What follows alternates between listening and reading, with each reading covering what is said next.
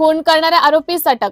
शेतात पाणी सोडण्याच्या कारणावरून झालेल्या वादातून एकाचा खून करण्यात आला। ही दुर्दैवी घटना पारशिवनी ग्रामीण रुग्णालयासमोर मंगळवार 26 ऑगस्ट रोजी दुपारी घडली। यात लालू आसाराम एकनाथ याचा मृत्यू झाला। पारशिवनी पोलिसांनी या प्रकरणी आरोपी लालू राणू भयर याला अटक केली आहे।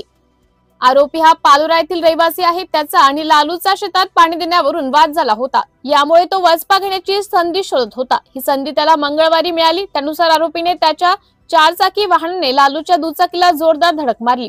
परिणामी तो खाली पडला आणि नंतर त्याला सावरण्याची संधी न देताच सपासप तलवारीने हल्ला करीत त्याला यमसदनी पाठवले।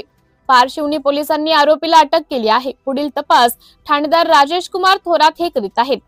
त्याला न्यायालयाने 2 सप्टेंबर पर्यंत पोलीस कोठडी सुनावली आहे। सिटी इंडिया न्यूज साठी तालुका प्रतिनिधी रामू काकडे, पारशिवनी।